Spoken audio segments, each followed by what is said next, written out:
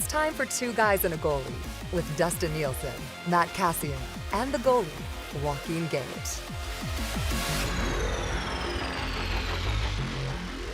For on a game day, it is the Edmonton Oilers and Philadelphia Flyers tonight. But the title of this episode is "It's Your Birthday Today." Gager, happy birthday, buddy! Thanks, man. God, were you trying to sneak it and then somebody texted? Like, were you going to come into this office, hang out for 4 hours, and not tell us it was your birthday? Probably, yes. God, such a classic move.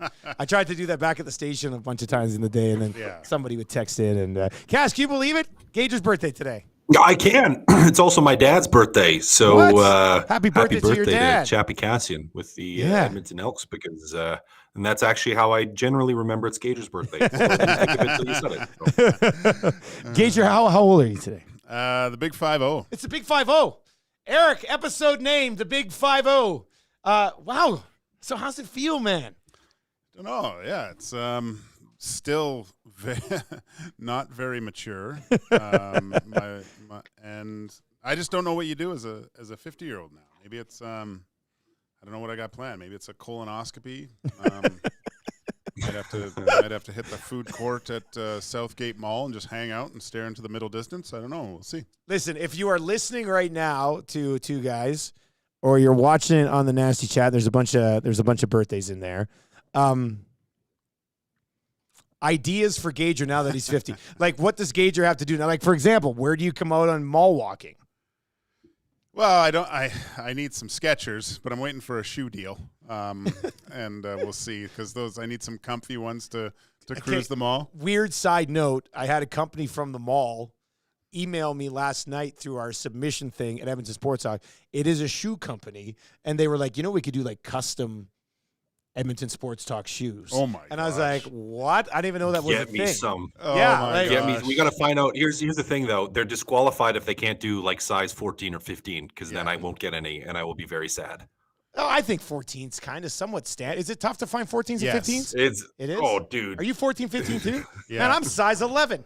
Yeah, you got it easy, man. Yeah. I go European sizing 48.5 is what I have to do, because depending on where you go, like Nikes and other brands, they're 13 to like 15 are completely different. I'm sure you have the same problem, Cass. It's terrible. As a kid, I had to go to the States, to Nordstrom's to buy shoes, because every time I go into a shoe store, I go, "Yeah, do you have a 13?" "Oh no, those are custom made. No, you have to get those on your own." So it's been a nightmare to find shoes for myself, and skates were actually no problem, which was weird.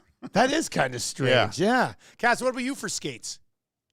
Well, skates, I mean, eventually we had to get them custom made. And you do, now at the NHL level, you get there. So,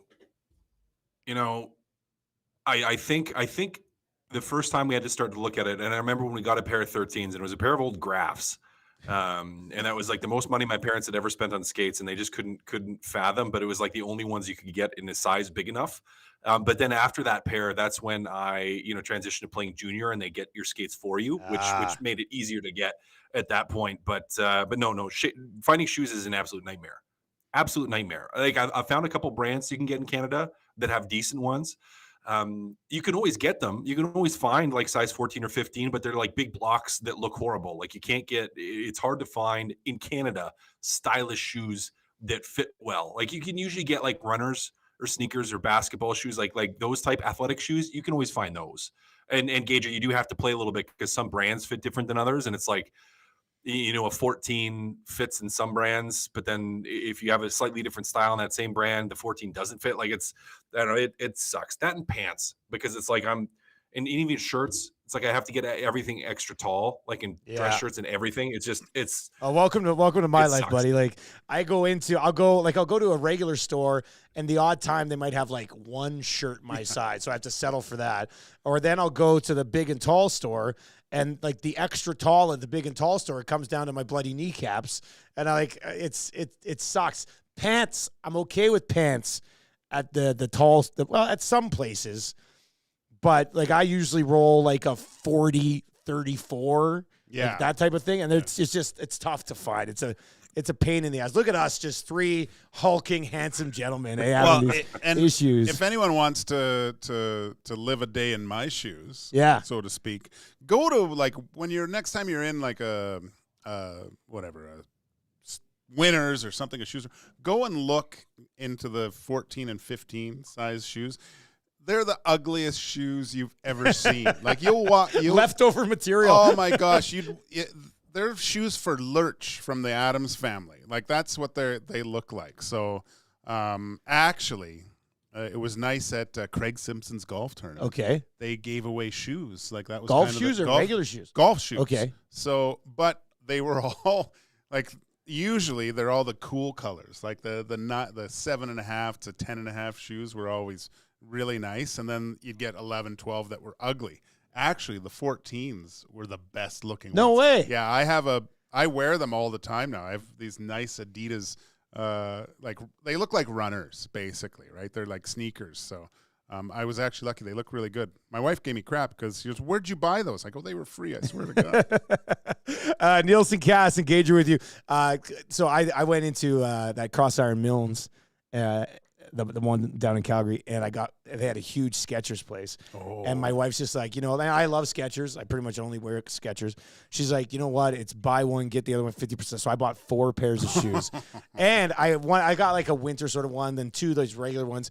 And then, so Suits, who I work with all the time with CFL, he's got like this pair of dress shoes from Skechers. Yeah. And they look like dress shoes, but they're the Skechers built. So I got a pair of those, and now I'm calling games on clouds, boys. Yeah. Like it's changed my life. I'm wearing Skechers now. They're so fantastic. am I. Yeah. I'm wearing like the same Skechers that every single parent like anybody has. It's these Skechers, right? So we're like Howie Long and Joe Montana. You're not wearing Skechers? I'm not. Get the hell out of here. No, but what I do love is Justin Hammy's comment in the nasty chat. I'm going to extrapolate a little bit on this. Gager, now that you're the big 5-0, is you need to buy a pair of white New Balances.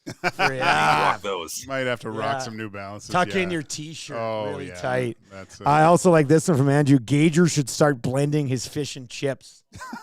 That's a good one. And Justin also says, hang out at McDonald's with your buddies and drink coffee at 5:30 in the morning. That's more of an A&W thing, which is good because A&W is one of them. We could get you. No. You know what? You want some coupons for A&W? I'll get you some coupons for A&W. I got to get a cardigan too. But you know what's bad, guys, is I'm already at the stage in life where I love to do that. And Cass is like 26. How does that happen? I don't have enough time in the evenings, between doing the oil stream pre and post game show with Tommy and between the kids and just life going on. It's like I don't have a ton of time to spend with friends in the evening. Like I'm not getting nights out on the town. Like I'm not doing that stuff. And so it's like it's a perfect time. Like let's go sit at like an A&W for coffee. Let's go sit at a Popeyes if they're open in the morning. I don't even know, but if they are, I probably should go there and sit and have a coffee and like an old guy sit around and talk. And I'm like, it's perfect. And actually, one of the times I went and did that because I have a couple buddies that we actually do that. We try to do it once a month. Is there was like another group of actual old guys and they kind of looked like us. We were like, well, here we are. Yeah. Settle in for the next 40 years, you guys. That's good. Let's get to this text. It comes in from my mom, actually. They're driving to Calgary today and then flying out to Quebec for some work stuff for my dad. My mom texts in a birthday wish to Gage and says, this is Dustin's mom. Now that Gager is 50, he has to follow these rules. Never pass a bathroom. Never waste a heart on. And never trust a fart. Happy birthday, Gager. That's it from my mom to you. Are you kidding me? Yeah. That's good. If you had any birthday wishes for Gager, hit us up. And we'll continue with those. This one says, Joaquin, I enjoyed my 50s. Make sure you keep working out and stay in shape. Oh. You've been getting more jacked towards your 50s here, haven't you? Like with the leather jacket and stuff? Yeah, try. But it gets... Yeah, keep up with your kid. Yeah. Well, now my kid... Oh, God, no. I should get my kid in here and take his shirt off. It's embarrassing. I went and put a jacket on. Today yesterday. on Two Guys and a Goalie, Gager's son takes his shirt off. Holy smokes. And he's got tattoos now. He looks... Your boy's got ink now? Yeah, he's got 2 tattoos. What was that conversation like? Didn't we talk about that? Yeah, we did. I don't remember that. Yeah, my neighbor, Kat, she does a lot of GS Constructions guys, I guess. Oh, really? Yeah, and so does great work. And it's funny because he wasn't quite 18, and I asked, would you do it? Okay, And she had to go. He ran home with the, you know how you get the clipboard, like the signing of the. Yeah, So he ran back to my house, which is half a block away, to get the parental consent. Ran back and got the Zelda tattoo, but he also's got one on his forearm now. Tribal? Yeah, just Grim Reaper-esque kind of thing. He looks, it's like the beginning of Sons of Anarchy in our house, which I got all the time. You know, as long as it doesn't end the same way, you'll probably be okay. Maybe so. So mind you, great show. But yeah, so he's I got to do something, because I mean he's going to he works, right? He works at Hearts in Riverbend. In the Server? Kitchen? No, he's in the kitchen making stuff. So, but he goes to the gym afterwards, and like he doesn't get home till like 1 a.m. after the gym. Yeah. I'm like, holy smokes! But yeah, he came down this morning to give me a hug for a happy birthday. That's I'm just nice. like, Jesus, you're big right now. Can you still pick him up? I could pick him up, but if anything ever happened, he could basically take over the pride at this point. And he might try to. Speaking of tattoos, you guys watched the David Beckham documentary? I haven't watched it, but I saw the dance become a GIF on. Yeah. It's pretty. Is it good? It's pretty good. Did you watch that at A&W with your buddies? Yeah, when we we're planning on unpacking it the next time we get together. We're like, we gotta discuss this in further detail. So it's pretty. I would recommend it. Pretty good sports documentary.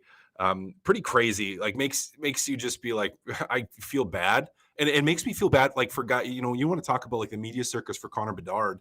You want to talk about like what Connor McDavid has to go through in the city, and it's not to that level. Like that was insane. What was going on with him and now Victoria Beckham and the paparazzi and the craziness, like that was insane, absolutely insane. But it makes you feel for some of these guys, and Crosby I know is kind of the same way, where it's like you can't go anywhere, right? Yeah. You can't go anywhere. Like it's just it's nuts. And it's like, yeah, Bedard's dealing with the media circus. All right. I think they did a good job of maybe protecting him a little bit in Toronto, which was kind of crazy that they with the availability. Of all the places, they dialed back the availability, Toronto. Yeah. which again, good on his handlers to a certain extent, like, or the team handlers, the team media relations, because it's just like, man, that's a lot. It's like, just I never it's had more, to it's deal more with time for Ryan Reeves to talk, right? Yeah, you don't have to worry exactly. about it. We just want to hear him talk. Yeah, but like, and Gager, I don't know if you ever went through this, but it's like I would figure out, and you figure it out more in cities like Toronto than in other cities. Is like you figure out who you walk off the bus after, and like out of the hotel after. Like if you don't want to have, if you're not in a mood or a mental state where it's like you want to sign 1 million autographs, you want to talk to a whole bunch of people, or this or that, is like, for me, it's like just walk behind Erik Karlsson. You walk right behind Erik Karlsson, no one's ever going to bug you, because it's just like all the attention is focused on him. And watching that documentary, I just felt bad for the family. I'm like, oh man, like just trying to focus and trying to live, and the way that people are coming at you, it's just nuts. No, I'd always like to follow them right behind and then be next in line, and then them trying to find who is this who's this guy? Who's do we? Are you on this year's team? Yeah, they didn't know if I was a player or a trainer, so it was fine. But no, yeah, you're right, Cass.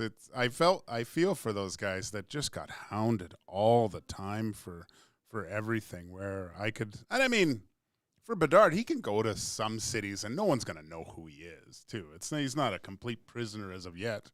I wonder what it's like for McDavid when he goes to when he goes. What if he goes for like a walk along the beach in Florida when they're down playing the Panthers and the Bolts? That'd be fine, right? You're gonna be fine there. Yeah. Like New York, he's not gonna. He's okay there. He's okay here. Canada for sure. I mean, people are gonna be like, holy smokes. Yeah, he's gonna be recognized. I mean, if he walked through Terwilliger, he might get noticed. No, that's speaking of getting speaking of getting noticed. This text 780-218-9999. Gager, I used to pretend to be you during mini sticks. Now you're 50, and I just changed the most rank diaper. I'm glad it's come full circle for you. Everybody grows up. Yeah, no, that's funny. That's kind of cool, actually. That's how people. When they speak, when they remember me from playing for the Oilers, they're obviously younger at this point, but they always say, I was always you when I played road hockey, or I was always you playing mini sticks. No one was me when they actually were on the ice. So but it's cool. I appreciate that. That's awesome. That's weird. Nobody had ever come up to me and said, "I pretend to be you when we broadcast. We play broadcasting, right?" So it's different. Your kids do it all the time. Actually, yeah, Marshall does. Yeah, Marshall wants to be a broadcaster for sure. Yeah. Yeah, Something to fall back on. Yeah, no, definitely. I mean, odds are he'll be probably dropped out working here by the time he's 12. So we got that going for us. So, all right, we will get in. Anyway, happy birthday to Gager. 50 years old today, and hopefully you got a good day and a good weekend coming up here, buddy. Okay, a couple of things. We're going to get to the Oilers and Flyers, obviously, but just we've had a couple of other text messages, guys, talking about some other things. Kaz, what did you think of Tocchet calling the Canucks soft after suffering their first loss of the year?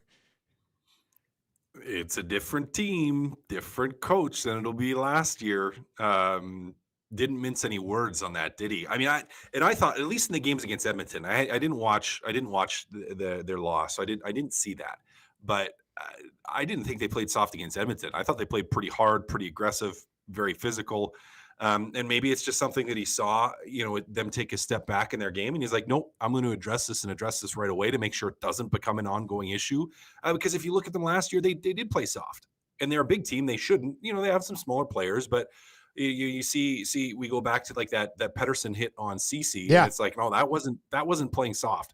But for Tocchet, where it's like, no, he expects his teams to play a certain way. He expects a certain level of physicality, of effort, and he's going to try to nip something he sees is a problem in the. He's just going to nip it right away, which is what he's trying to do. So they're going to have no problem with him coming out and saying that. It's just it made me smile a little bit. Yeah, he basically recognized past behavior in a game where maybe something from coming back even last year, right? They came in to set the tone. Yeah, I think if they were more of a hard-nosed team, last season you probably wouldn't have seen it now. But because he just saw something from the previous games against the Oilers where they were a physical team. They were aggressive. This is just a way to say, hey guys, we're not going to put up with this. We've talked about the accountability level. I think he just I don't think you'll see him.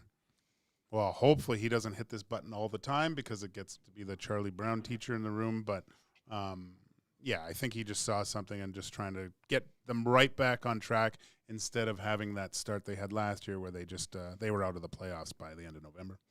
All right, the other thing that I wanted to get to before we dive into the Oilers lineup for tonight and playing Philly and coming off, we haven't talked about it since the big win, obviously, on Tuesday. But you see this about the NHL draft? That they're contemplating going, like, decentralizing it. Teams will stay in their own cities, in their own draft rooms, and they'll basically carbon copy the NFL where the players will come. They'll be in a green room, come up to the commish, get a picture. Look, I'll take this one. Just like, I'm a huge draft nerd. I love doing drafts. I've been to 12 NHL drafts, covered them, went to a draft when I was 18. It was in Calgary, or 19. We drove and watched from the top level of the Saddle Dome. That was when that was a Marion Gaborik draft. Brent Cron went 9th. The Saddle Dome was like, oh my God, what's going on? Because he went. And so that was like, I love drafts. I love that NHL draft atmosphere. I love seeing all of the National Hockey League down on the floor in one place. Now, they're the one that does that. I think it's unique. I think they should stick with it. But you guys went through this draft process. I mean, you might view it differently now than you did back then. I think Sarah Volley had an article or had a quote from somebody saying, NHL teams are at a disadvantage because they can see who's talking to who on the phones, if you can figure it out. And when guys slide aside to talk, that's when they're like being in the building for that. Like, there's a rumble. Like, people are like, oh my God, look what's happening. I think the NHL draft is perfect the way it is. It's an amazing experience, whether you're covering it or you're just going as a fan, because I've done both. Gager, what do you think of this if they do decide to go that way in a couple years? I think it takes away from the experience of the player. I just remember how excited I was walking down to the Oilers table to get the jersey as they were scrambling around trying to find the proper letters to put on the back. It's cool. Everyone's there. You see guys that you've played against or heard about. The first round is so exciting.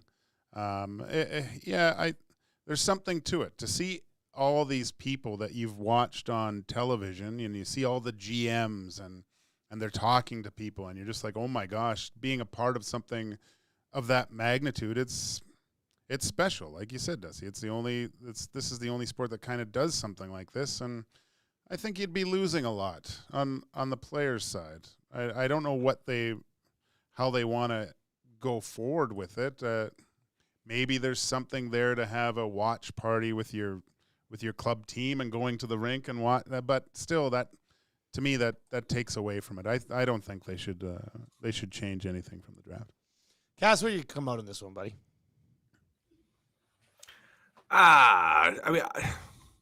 Well, first, my draft experience was a lockout draft. So there was only a couple guys that went, and it was in a ballroom. So I didn't get to go. It was like your top 16 rated guys got to go. So it was different, different than the whole spectacle. I don't think I don't think I'd be opposed to a change, because there is something to that where teams don't want to be seen talking to other teams and who's calling who and what's going on. It's like it might allow for a little bit more movement on day one of the draft. And I think it's just really that first round where it's where you're more likely to have moves, teams trying to move up, this and that, like, not seeing how teams react to certain players being drafted. And that, like, it just might make it, I don't want to say it would make it more exciting, but it's a different type of exciting, because I think the chance or the opportunity for something happening for these teams and something changing and a trade being made does increase a little bit with an NFL style of draft. So I don't know. I mean, I don't think there's anything wrong with how it's done now, but I don't think there would be anything wrong if you change it either. So I wouldn't be all up in arms and worried and thinking that it's just going to be, a bunch of garbage if they change it. Like, I don't know. I'm fine with either way, I guess is what I'm saying. If Horrible they made a change, answer. I would not be upset. Because you disagree, because you just no changes ever, right? You don't need to ever change anything. Yeah. Well, I don't think you change something that I think you do better than everybody else. Yeah. Or go full F1, put it on like a 10-minute delay, and you can hear the chatter on all the lines. Now that would be cool. What was happening 10 minutes ago? Like, so take it to another level. And you're like watching it real time, obviously, and going from there. Did you see that they said Danny, Rick, and Checo might like share the car next year? Yeah, Did you say? I don't know what's going on there. We don't need to get into that. It's not pals. We'll get into that. All right, the Edmonton Oilers and the Philadelphia Flyers tonight. Let's quickly go back to that game against Nashville where there were so many positives. Well, I guess Gager, you ended up doing post game. Cass, you did pregame, so you didn't have a chance to chime in post game. So, what was your biggest takeaway? Was it the Campbell performance, and he's going to start again? We'll get into that. Or was it the fact that like Nuge, Fogle, and Hyman looked like it could be a thing? What was the best thing for you from coming out of that game? I think the best thing coming out of the game for me was having a good goaltending performance, because it immediately quieted people down from being as ridiculous as they already have been on the goaltending. Gage and everybody else. Don't be mean to me. It's my birthday. Sorry, it won't happen again. It just settled that down. Now internally on the team, so that's externally, I think the most positive thing from watching it. Internally, they played a full game.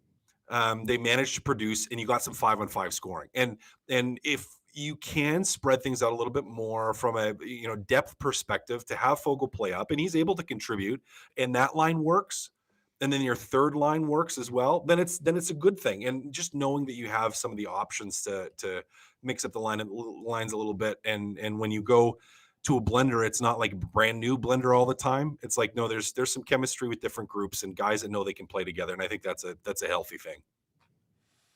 Yeah, no. For me, of course, it's Campbell's play, but it was nice to create another tool for Woodcroft with that line, right? And it was one game. But, it was a really good game. So that's the sample size you have now, right? Like, and if you get into a situation, we go, well, I had that arrow in the quiver before. Let's put that together and see if we can create something. So, those two things are pretty high on the list for the Edmonton Oilers at the start of a young season. Cass, if that does have sustainable success, Nuge, Hyman, and Fogle, why do you think it is? What do you think is the thing that would make that click like it did last night regularly? Yeah, the ability to be really good in their defensive zone, which leads to more puck possession time. So some good defensively responsible players on that line and an incredibly high work ethic. So it's a line that's going to, is going to go out with players that are going to go out and are going to compete and are going to battle and are going to be engaged. If it works and continues to work, that's what it is the defensive capacity and the ability to compete. It's a very experienced line too, right? That's a really good point. There's a lot of NHL games on that line. So if you're going up against a younger line at that point, you can. That's scary when you have those guys. And like Cass said, you responsible defensively, plus with that work ethic, knowing that, gosh, I'm going to have to go up against Hyman again. He doesn't quit. Fogel's speed, Nuge playmaking ability, responsible on the other side. If that could be something really special if Fogel can. This puck doesn't die in his stick. I was going to say finish. If Fogel. And he gets a lot of chances. Fogel works hard for his chances too, and he gets them. And he'll get stopped on some good plays he makes. But then there's the odd time you're just like But if he can eliminate some of that, it's going to lead to a little boost, I think. So maybe he's the Fogel that everybody thought he would be when they got him from Carolina. Right? You're like more opportunity for Fogel than what he got in Carolina on a pretty deep team, and maybe that ends up working for him. Now, as for tonight, Jack Campbell will get the start. I thought that's what they should do, but I kind of thought that Woodcroft would go back to Skinner. They end up going with Campbell. I think you said in postgame that you would have gone back to Skinner in this spot. Are you surprised? Very. That Jay went to it? Yeah. I mean, he was the guy. That's what everybody's saying who's at practice, saying that he's the guy.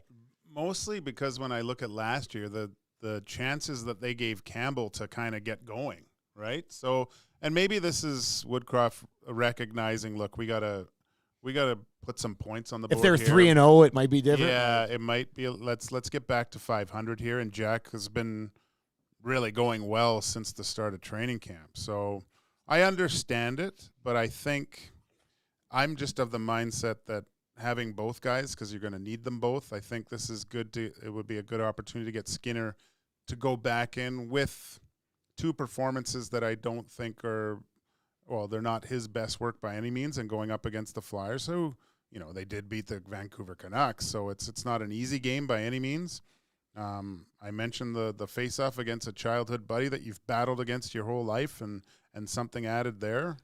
But I do understand it from looking at how the season's gone so far. Get back to 500 with the hot guy. Had to do it, Cass, do you think, or? I think so, based on that last game. And, Campbell played really well. So, yeah. We saw what happened to his confidence last year. He had a really good game. So, run him back. I have no problem with it. None at all. It's interesting to me because if they were to lose tonight and Skinner was in and they go to 1-3, people would have been like, well, why didn't you start Jack Campbell? He's coming off one of his best games. If they lose tonight with Campbell, you can at least say, well, they went with Campbell because he just had a really good game. Now, we talked about this on our show this morning. What if Campbell stops 33 at 34 in a win tonight? Do you roll him out against the Jets too? And then there's a couple of days off, and then you can go back to Skinner against Minnesota next week, or no matter what happens tonight, Stuart Skinner starts against the Winnipeg Jets. Well, it'll tell us how Woodcroft sees his goalies, as he's just going to go with the guy that's rolling and get into that win and you're in scenario with how they're playing. So maybe he's looking at last year and, trying to distribute the minutes evenly to try to get them both going and saying, you know what, I'm not going to do that. I'm just going to go with my hot guy. If the other guy falters, I've got another guy to come in and hopefully he can take the ball and run with it for a bit. So maybe there's more competition, right, this year, instead of trying to be even with both. Because, I was one of the only guys well, not the only guy, but I really thought that Campbell should have started the season, and that shows me that Woodcroft didn't care what happened last year. Yeah. And then, even with the all-star performance and the great play of Stuart Skinner throughout the whole season, he doesn't care. He wants the guy that's going best, and maybe we'll see that. Well, Cass, you can say it because the discussion we had yesterday on the Oil Stream, I think it was Oil Stream, maybe even today on the morning show, it was like, Woodcroft kind of has this schedule in his mind. He wants a goalie competition. But if a lot of the starts are scheduled, it's not a competition. The reason, the way you create competition is by if a guy plays well, he gets the net a little bit more and it drives the other guy to play even better. That's how you create a competition. Saying you're going to get 5 starts this month and you're going to get 4, that's not a goaltending competition. No, that's just splitting games. Yeah. That's just splitting games. So there's got to be, now you want to keep both guys fresh. So you're going to, and engaged. So you're not going to completely not play a player or a goalie until he shows you a reason not to do so. But I mean, yeah, you can't be so tied to a schedule that you eliminate competition, because you're right, Dusty. If you did that permanently for the entirety of the year and say, this is our schedule, we're sticking to it, you're right. It's not a competition. All right. It does look like, according to the skate, according to the voice of the Oilers, Jack Michaels, that Kulak will be with Desharnais tonight and Broberg will be the odd man out. We did say, if you're going to run 12-6, this is what's going to happen. These 2 guys are going to get in. So let's go through a bit of well, first of all, let's start with penalty kill hasn't been good. That's why this is made, or is this made, like, when we talk about rotating guys, you're probably just going to end up rotating them, but how much of this is being done to just help the penalty kill, Gager? A little bit penalty kill, a little bit more aggressive team too. Might need a little bit Philly, more, a little bit more physicality with that. And Desharnais hasn't been terrible by any means. No, not at all. And I think like you said, the penalty kill hasn't been spectacular, and he was one of the calming forces that the Oilers had last year. So, yeah, these guys, again, it's another competition for ice time, right? So what you'd really want is them starting to compete at a level that it's that's even creeping into the 4 or 5 positions on the defensive side. So I have no problem with it. I think it's necessary with the game against the Philadelphia Flyers tonight. What do you look for? Actually, Cass, I wanted to get to you. Evaluate Broberg so far. So Broberg gets you're going to sit out and watch tonight. With what you've seen from Broberg so far, what would you tell him? What would you say, like, here's what you're doing well, here's what you need a little bit more of, watch for a game or 2, and then you're going to get back in? How do you evaluate that right now? I think you would say, we want you to watch one. I think for him, how do you tell a guy? Increased decisiveness, maybe. Okay. Be decisive in your play. Be decisive in your decision making, because he's looked a little hesitant at times. So I might say here, be decisive with your decision making. And for him, and it's similar to a Bouchard problem at times, where it's like you need to be decisive, but also need to be physically engaged. Not that you're running people over, but you need to be physically engaged, body positioning wise, and I think he could improve in that area. So yeah, but it's going to be tricky with this defenseman. Maybe they should have traded him last year. I think tricky's a really good way to. Tricky's a really good way to describe the Broberg situation, man. Yeah, like you gotta find out what he is, but at the same time, you're a contender, and if Desharnais provides you more, you got to play Desharnais. So it's tricky's the best situation. That's a really good way to describe it. Yeah, if he was with the Oilers 7 years ago, he would have been playing. He would be 200 games into his NHL career right now. You know what you had, but it's tough. And the fact that he shows you those little sparks, like came down the wall, sidestepped a guy, got a good shot, and you're like, oh my gosh, why don't you do that every time? Yeah. Or you have the ability to do that. So, and then you see like the hesitancy in certain plays where he gets in that dead zone of making a decision or not. So it's confidence for him. I think the biggest thing for Broberg is confidence. He's just got to become an arrogant defenseman and just try stuff, and you might be sitting for a while, but at least right? Like if you start to hit on it, your confidence comes, right? Like exactly. To do it more and better, right? Yeah. So he's got to not worry about his next shift and stay in the shift that he's playing in and get that done and then move to the next side. Like really simplify the game. If you are watching or listening to Two Guys and a Goalie live right now, we will have our Oil Stream pregame show coming up at 4:00 this afternoon, and then the postgame to follow with Tommy Gazzola as well. Cass, you on both tonight? Heck yeah, I'm doing both tonight. Heck yeah, he is. So he'll be ready pre and post tonight and we are happy to provide you with pre- and post-game all year long. Post-games when they lose are just straight-up madness, and when they win, people are happy and not bitching about as many things. Philadelphia Flyers, here's what they're lining up, guys. And, interesting, obviously, with a coaching change there, and, they shut out the Vancouver Canucks. Couturier, this is at least according to Daily Faceoff. Couturier between Atkinson and Tippett. Lawton between Forster and Konechny. Noah Cates with Bobby Brink and Joel Farabee. Ryan Poehling, Garnet Hathaway, and Nick Delorier. Cam York with Sanheim. Stahl with Walker. Zamula with Sealer. I think that's a blue line that the Oilers should be able to get after a bit tonight, which is why I like the Oilers to score over 3.5 goals. But what do you expect from Philly tonight, Gager, when you see this team? Not a lot of name recognition on this team, but you're going to have a hard-working team, essentially, right? Just lunch bucket, grind it out. Look, if the Oilers match the intensity and the work ethic of the Philadelphia They should win this game. There's a point where the skill will eventually take over, and the Flyers should not be able to handle it. I would say the Oilers, played about a 50 to 55-minute game.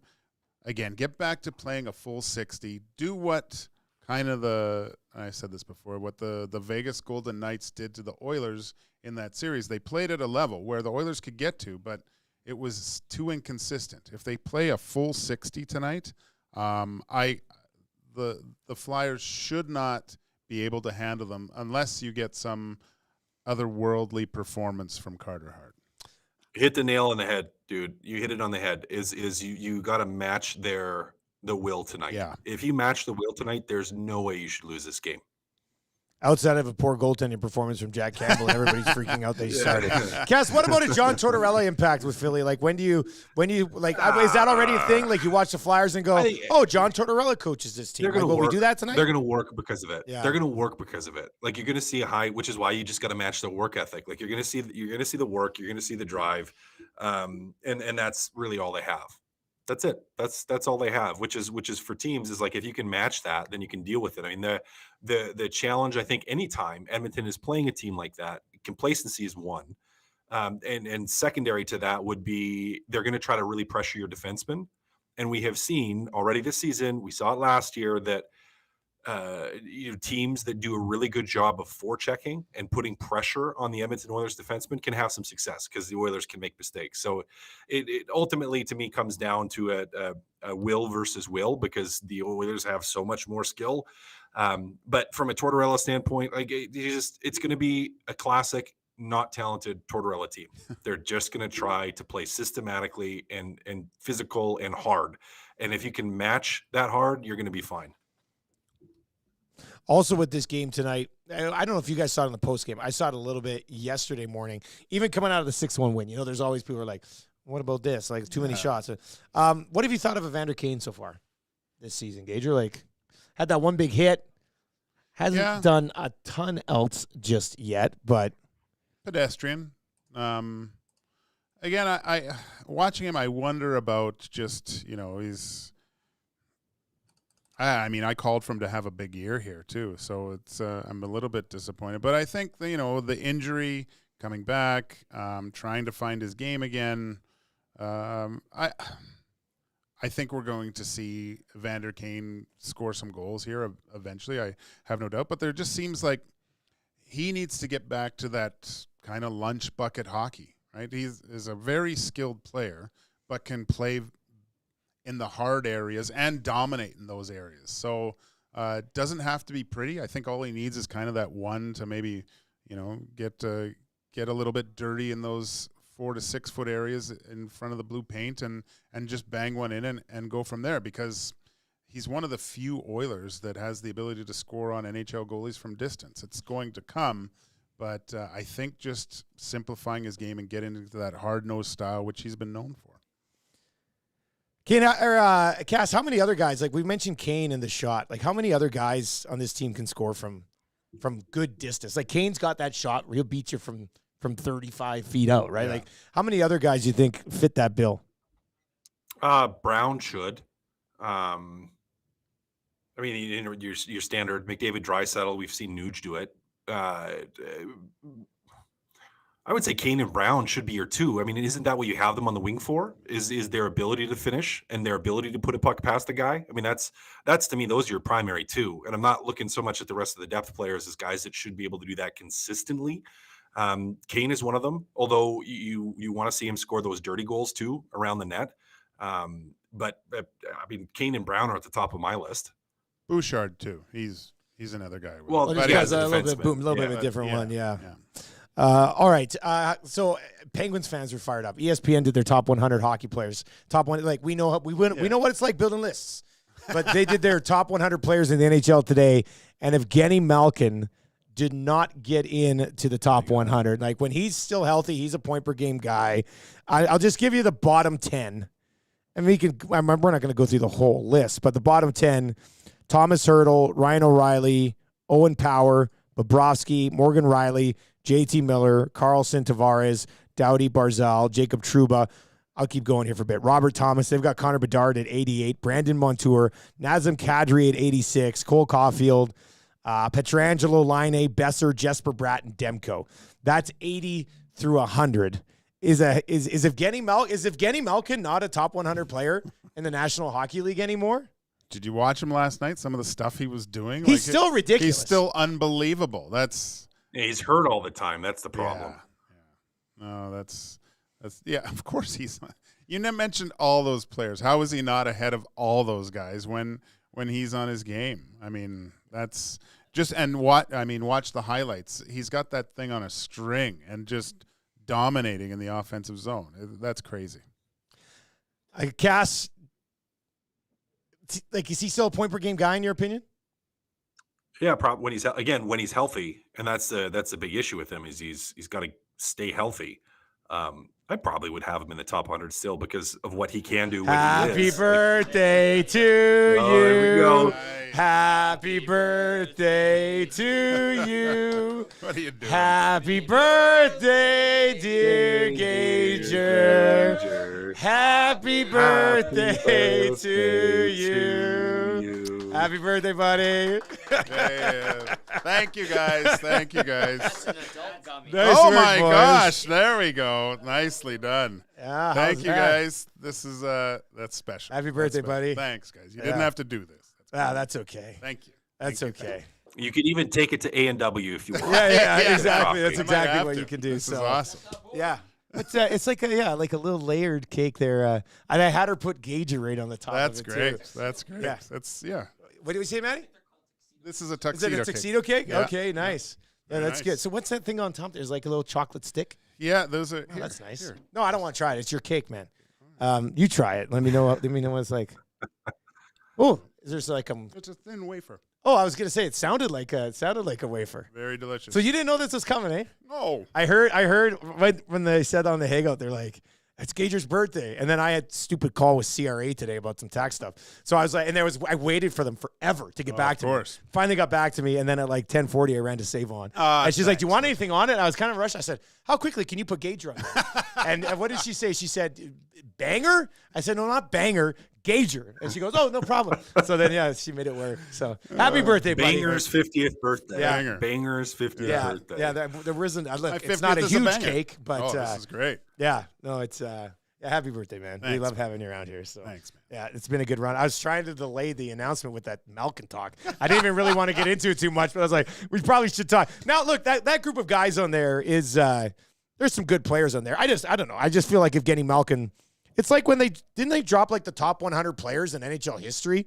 Yeah. And Malkin was left off of it as well. Yeah. Like, go look at the dude's resume. Like, was that the NHL? Wasn't it like It the was. NHL's Yeah. anniversary? Like, and they went out and I'm going to bring up his I think it stats was page here. over in a a sec. certain amount of time too, and I mean, yeah, it's Was that the one like just yeah. back to the 70s or whatever? Or? Stupid. Like, Malkin has 1,236 points in 1,067 games, multiple Stanley Cups. He won the Calder. He won 2 Art Rosses. Now, he won 2 Art Rosses in a league that has Sidney Crosby in it. And now Crosby was hurt. But still, I mean, he stepped up, won the Conn Smythe, won a Hart, won a Lindsay. I mean, he's won basically everything he can win. And last year, He had 83 points in 82 games. He played the full season, had a point per game. This year, he's got 7 points in 4 games. So really tough timing to say he's not a top 100 player in the league. I think he's like tied with Draisaitl for the league lead in scoring right now. So to me, I mean, Malkin has to go down as one of the more underappreciated all-time greats. Like Evgeny Malkin has accomplished more than 99% of people who played in the National Hockey League. Yeah, I mean, you look at that player as a benchmark of if you want to come into the league and have a career like Evgeny Malkin, like that's what you aspire to. To say he's still not in the top 100, I don't know. This is especially with so many Russians who come and fail. Yeah, you know, like so many guys who are taken so high and it just never works out. Malkin's just an exception to the rule. And you could say that looking at his career, there are times when he performed his best was when Sidney Crosby was out of the lineup. Like he shouldered the load of the Pittsburgh Penguins and became their go-to guy. So yeah, that's nuts. Absolutely nuts. In 2008, 2009, let me see if this ended up being one of his. Yeah, so in 2008, 2009, he won the Art Ross and the Conn Smythe. That was their first year to get it done. Yeah. He won the Art Ross that year, and I was mistaken. He won the Art Ross that year, and Sidney Crosby did play 77 games. Yeah. Crosby had 103 points in 77 games. Malkin had 113 points in 82 games. And then in the playoffs that year, he had 36 points in 24 games as a 22-year-old to lead them, along with Crosby, to a Stanley Cup. But he was the guy who won the Conn Smythe the very first time they won the Stanley Cup. Yeah, he was it's crazy. And he was so good in that series, against the Wings. Unreal. Just unreal.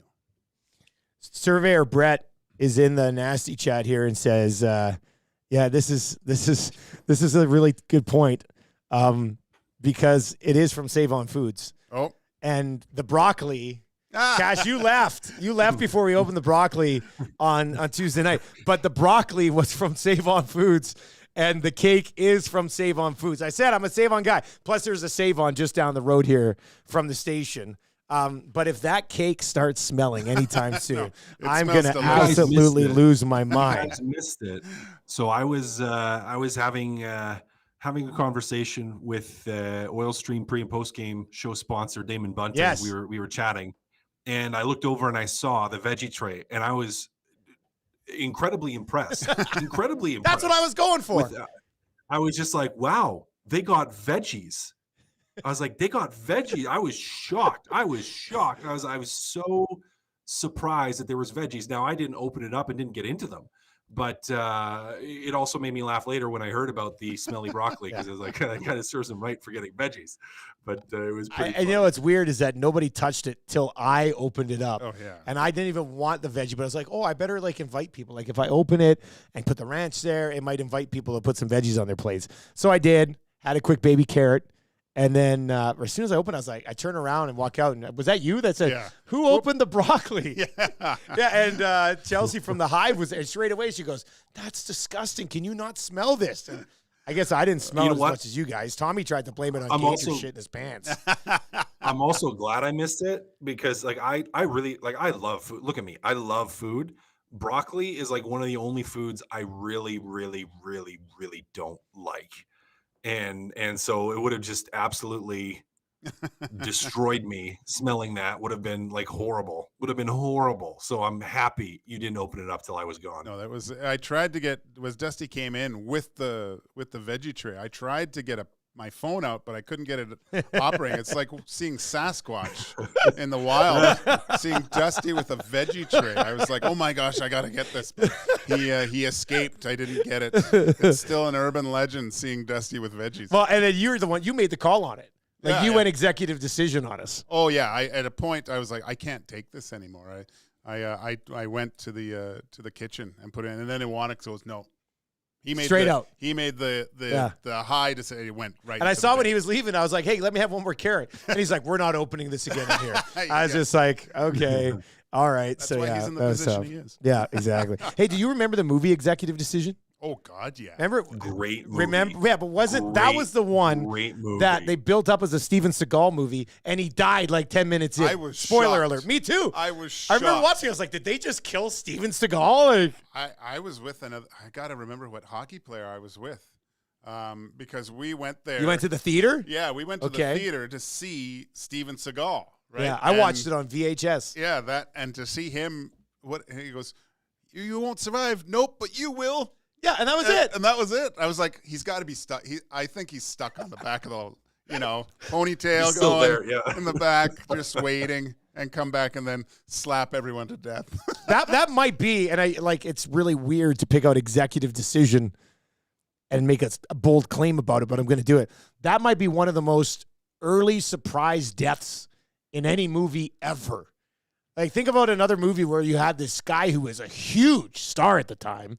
You build it as a Steven Seagal movie, and it really fit the vibe as a Steven Seagal movie, and then you kill him early into the movie. Like, that's a real twist. That was a real shocker. The only other one that comes close, I think, is Deep Blue Sea, when Samuel L. Jackson is giving that speech, and you're just like, oh my gosh, this is amazing. And then spoiler alert, going to let them, and then boom, gone. That's again. Did you see Deep Blue Sea, Cass? Long time ago. God, that's on TV all the time still. And I watched that scene, and I see Samuel, and I said, I still can't believe they did this. I can't believe they that did shark that. comes up, bends over, grabs him, takes him right down. Oh, that was hilarious. God, at least LL Cool J lives. Yeah. And was that the guy who ended up being in all the Sharknadoes? Thomas Jane? No, that wasn't him. He the other was- guy. no, Anyway. no, great show. That was Great show. absolutely amazing. Penner's Pancake says Steven Seagal rarely even gets punched in his movies, let alone getting killed. Yeah, But it happened. I like the story that I think it was Rob Schneider was talking. He was doing a movie with Steven Seagal. Schneider did a movie. Yeah, I think so. Not Deuce Bigelow. No, and he he said Steven Seagal came out of his trailer, and he goes, he's like, I just read the greatest script I've ever read. And they were like, oh, who did it? He goes, I did. Just a beauty. Did it ever get made into Oh, movie? probably okay. not. But I mean, I like them all. What do we got? Like, What's Under Siege? Under Siege? Under Siege was the one with the cake. Both Right? Under Wasn't there a Sieges girl were in a great. cake that came out of that Yeah, one? he was a cook. Yeah, because he was a That cook. was some of the first boobs I ever saw in my entire life. Yeah, there was a lot of pause. The tracking was fixed on the VCRs. Let's just say Yeah, that. that's right. Was Under Siege? He must have had something bigger than Under Siege, right? Under Siege was pretty. well- I mean, that was pretty good. The first one that he made. Oh shoot, I'm drawing a blank. But I'm gonna bring it up. I got Time his, to Kill wasn't I'm bringing up his IMDb. Above here, the Law. That was his first breakout one. That was a good one. Old Vietnam vet smashing the drug. Let's try to. Well, man, he has made a lot of movies. Yeah. Yeah, Above the Law, 1988. Hard to Kill. Hard to Kill. Marked for Death. Marked for Death. Out for Justice. God, listen to the names on these things. It's like an episode name for two guys and a goalie. Under Siege, On Deadly Ground. Under Siege 2, Executive Decision. And then, a year later, he was in one episode of Roseanne. And things just really... Oh, he's in The Patriot. Yeah, I kind of fell off after that. Yeah. I mean, I honestly believe, like, when they killed him on Executive Decision, it kind of killed his career. a little Yeah. bit. Yeah. That was tough to see. All right, well, that's going to do it for Two Guys and a Goalie today.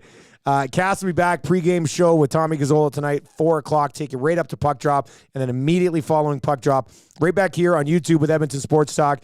Give us a sub. We'd like to hit 5,000 here by the end of the week, or not by the end of the month. Actually, you never know. I mean, if we push it hard enough, we might be able to get there. We're only a few hundred away. So tell your friends to subscribe to Edmonton Sports Talk. And, of course, you can listen live anytime at EdmontonSportsTalk.com. Just click the Listen Live button, pre and post. Coming up tonight for the Oilers and Philadelphia Flyers. Before we wrap, prediction for the game tonight. What do you got? 7-1 Edmonton. I'll go 4-2 Oilers. 4-2 Oilers. Yeah. Empty netter. That would cover a lot of our bets. Okay. 4-2 would be the -1.5, the over on the team total. Bouchard, 4-2. To be honest with you, at minimum, we kind of need 4 too. Birthday wish. So, happy birthday, buddy. Happy 50th, man. And that'll do it for Matt Kassian and the birthday boy, Joaquin Gage. I am Dustin Nielson. Thank you very much for another morning and early afternoon of Sports Talk here at EdmontonSportsTalk.com. Nielsen Show replay coming up on the live stream. We'll be back breaking down this game tomorrow morning on the Nielsen Show and pre and post tonight right here and only here at EdmontonSportsTalk.com.